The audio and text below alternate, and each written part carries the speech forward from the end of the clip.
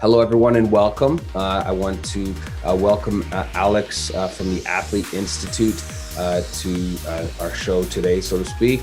And thank you very much for joining us today. Definitely. Thanks, Brad. Happy to be here. And thanks for showcasing businesses in the Headwaters community. Can you start by telling us a little bit more about how the Athlete Institute kind of came to be and how you found yourself in this position and why? Yeah, so let's go back 20 years, just over 20 years to the late 90s, early 2000s. James and Joni Tipping were noticing, they had a lot of elite level athletes in their own household. And during that time in the Orangeville area, a lot of schools, the teachers and also custodian workers were going on work to rule, which meant no gyms, no programming, no sports.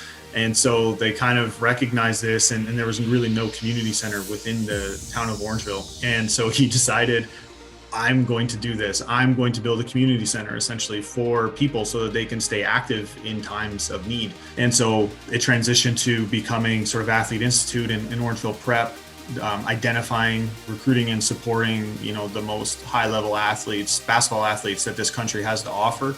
And by 2012, we had a team, and then by 2013 or 2014 we had two teams, and we had great athletes such as Jamal Murray and Thon Maker come on board, which were really program changers and changers of Canadian basketball. And so that really put us on the map in terms of being that sort of first true Canadian, what they call prep school, modeled after sort of an American style program. And so, we spend 50% of our time in the US with that team, and 50% of the time here in Canada. Over the last 8 years, it's helped develop the most number of NCAA Division I basketball players at 39, and the most number of U Sport Canadian university players, and also been part of the development of 7 NBA players, including Jamal Murray, Thon Maker, and Ignas Brezdikas, and Luguentz Dort, and Kyle Alexander, O'Shea Brissett. It's been a pretty wild ride over the last 10 years, to say the least. And now we're looking to do more for the sport of soccer in this country with our Athlete Institute Football Club, which has some exciting announcements coming down the line. We're expanding more into girls programming, so with girls essentially having an Orangeville Prep women's team, and more soccer programming for girls as well. Outside of that, we also operate as a real community-focused, CrossFit program with crazy dedicated members that are there every day. Obviously not right now, so we've been working through those issues, making sure that our membership is are staying fit. And so we just continue to grow in different ways and try to continue to be that community hub. How has the pandemic impacted your business and the Institute?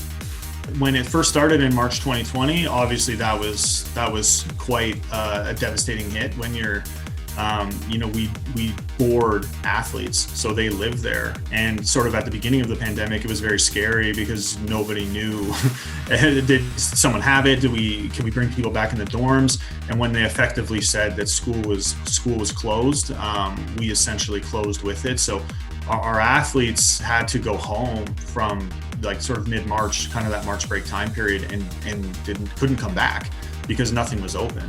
So we had to retool everything for this coming season, specifically with basketball.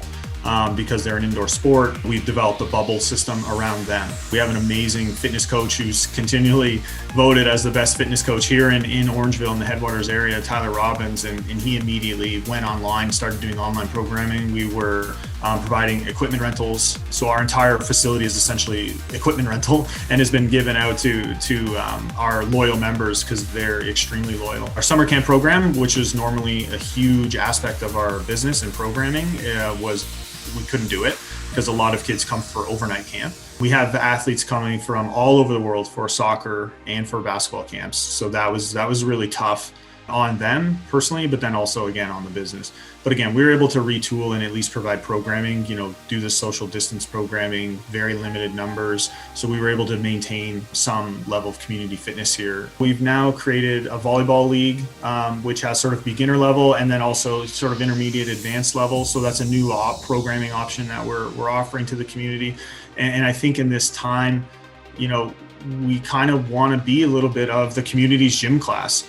because a lot of students aren't active and their sports are canceled. And so we want to be there to help provide physical activity for your child, because we're doing what we're doing now. We're sitting at screens all day, and it's very sedentary. It's not good, and it's especially not good for youth. I've been very busy trying to access private testing. We do actually have 2 providers that we can utilize for tests, which is great. So now we just kind of need to have sort of local leaders and provincial leaders to be able to hopefully allow private businesses to conduct these types of tests, so that we can maintain our business, because we see it as it's a huge value add to the community. But then also, honestly, for all of Canada, we want to lead on this, and we want to bring our youth back to playing sport.